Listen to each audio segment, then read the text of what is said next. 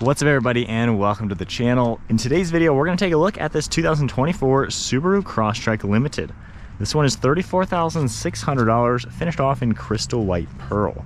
So let's go ahead and pop the hood and see what is going to power this semi off-road focused crossover SUV. So up in the front there is going to be a latch, and then of course there is a manual prop rod to prop everything up. But you're going to see that naturally aspirated 2.5 liter boxer engine. It's a 4-cylinder pumping out 182 horsepower with 178 pound-feet of torque. It does feature the symmetrical all-wheel drive and a CVT transmission. It also does have an 8-speed shiftable mode within that transmission. And you're also going to have plenty of off-road modes. Now taking a look at the styling, we have a nice set of dark headlights, and you can see how this dark gray trim cuts its way right into it, cutting through the body color. Got a huge opening up in front to provide cooling to the radiator. And then on the far side, you have a lot of this golf ball texture plastic.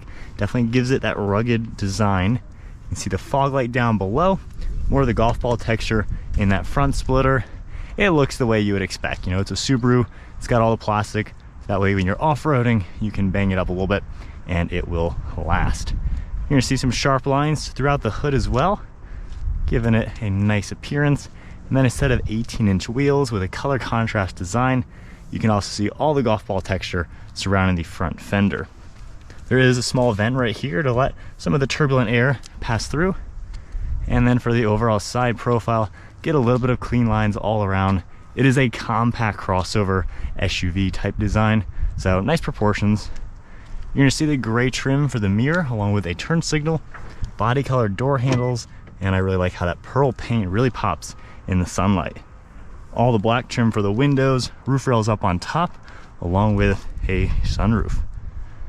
Nice body lines as we make our way in back. You can tell how short and stubby the overhangs are as well.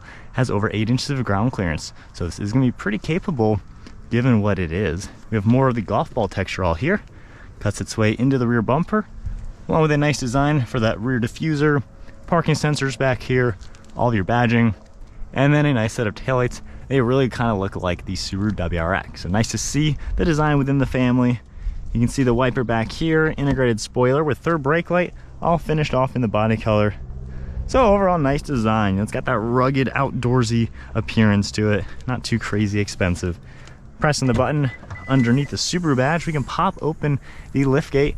Got a pretty good amount of storage space in here. A nice all-weather floor mat. And if you lift it up, you can reveal the spare tire.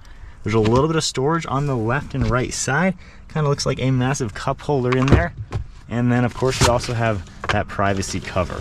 This is removable. You can very easily get that out of the way. And then you can pop these and fold down the seats from the back. So you can get a good idea of the storage differences between seat down versus seat up. And this is a low vehicle, so pretty easy to grab. And go ahead and close that. And then taking a look at the interior now, you can see how the seat's gonna fold down nice and flat, giving you all that room into the cargo area. And then opening that back up, you can see we have the armrest and 2 cup holders. There are 2 USBs down below. You're gonna see a little bit of storage. You can see it's got a vinyl interior with a gray and black, orange contrast stitching with some perforations throughout the center. Door panel pretty much matches. And then hopping into the back seat. Now that seat I slid forward so I could fold down the second row. But this side is about where I would have it at. You have about an inch of knee room. It's not the crazy biggest vehicle in the world. However, you have a pretty good room in here. Not too bad. The seat backs do not recline. However, they're at a good angle. Good armrest as well. Window control and everything. So it's a pretty good size for being on the more compact size. Not bad at all. If we go ahead and hop on out, let's take a look at the driver's seat. We do have that smart key that you can touch to unlock and lock.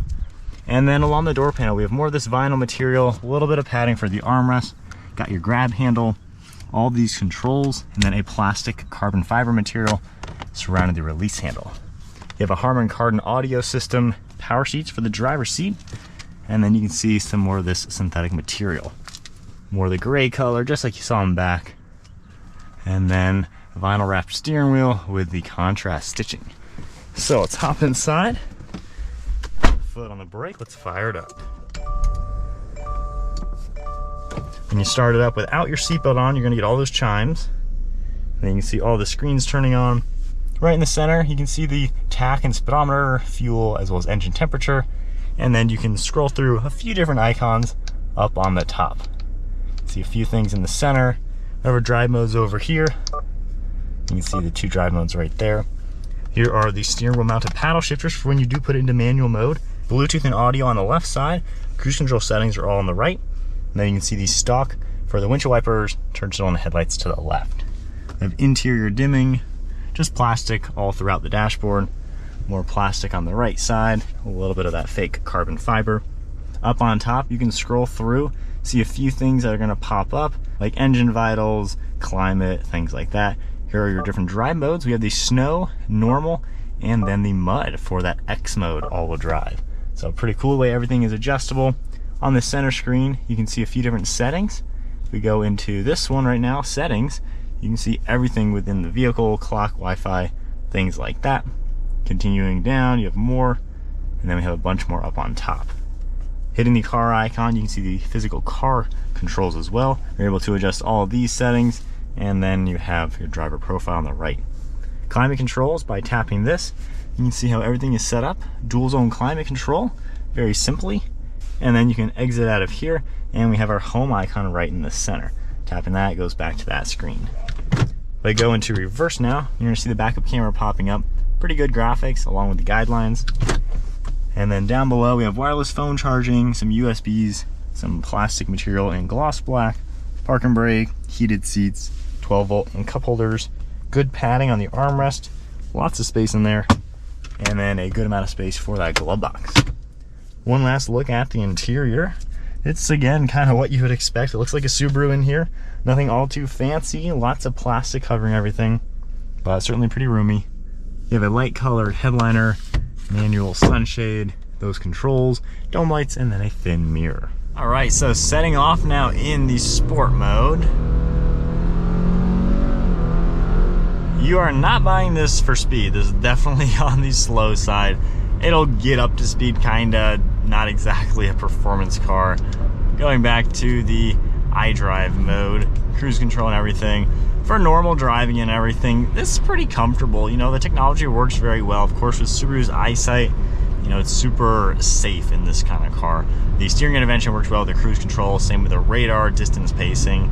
The seats are really comfortable. While they're all synthetic, you know, it's all vinyl, nothing real about any of the materials in here, a lot of plastics. They're comfortable, a little short on the base, so I wouldn't say it's, you know, a luxurious seat or anything, but it's comfortable, does the job. You know, driving in this, you hear a little bit of wind noise around it, probably because the shape of this is kind of a rugged shape, but overall it's smooth. You can tell the suspension is definitely going to shine off-roading. It's very soft in here, pretty forgiving when you hit a bump, very easy steering. There is some body roll, you know, when we're taking some sweepers, driving it quickly around some turns, a little bit of body roll. But you can tell this is more of that adventurous vehicle. This is something you're going to be taking maybe to the mountains, and you can tell this is going to shine when you're doing that. The on-road capabilities, of course, there's going to be a little bit of sacrifices with the street driving, but it's comfortable, roomy enough, really can't complain. The technology is pretty easy to use. Right now we have a pitch and roll meter, which is really neat to see. Home screen, of course, gets you where you need to go. So it's pretty easy. Buttons are right where you need them. There's not really all too many buttons in the car, and I know not everybody likes how climate controls, you have to go into the screen, but realistically you just have to tap in one spot and there they are. So that's always going to be there, so I don't really find that to be an issue. There's a little bit of lag on the screen. You kind of have to press the screen a little bit. So again, it's not the most tech-savvy, fanciest thing in the world, but overall driving, you know, it's pretty nice. And again, at 5'11", armrests are all in a good place. I have good room in here, great visibility, so much glass throughout the front. Same with over the right side, really nice in here. Let's go ahead and hit some bumps to kind of test out the build quality. Hitting the brakes, this thing seems to slow down pretty easily. Seems like it's well built in the sense of it's got good brakes, good acceleration for what it is. Super smooth going over those big bumps. Now, refinement level, of course, again, this isn't anything fancy. This is in no way, shape, or form trying to be anything fancy. You can tell it's kind of just normal build quality, I would say. Of course, these things are built very well to last a long time. They're able to do quite a lot. Let's go ahead and turn around, test out the turning radius with the symmetrical all-wheel drive. Really sharp turning circle, actually. So it does make it for an easy car to drive around, use it for your day-to-day, things like that. And given the storage in it, you know, this is a good daily. You can just do normal stuff, live with this vehicle every single day, and you're gonna be able to take it places. You know, hitting a bump here and there, train tracks, whatever you're gonna need to do, this is something that can take on a lot. Let's go on a little bit of gravel, I guess. So, I mean, we're hitting some bumps that a little car might be scraping on. Obviously, this is nothing for what this can do. But it seems like a pretty well-rounded, kind of fun crossover. Lose all the fancy things, and you just get a pretty rugged crossover.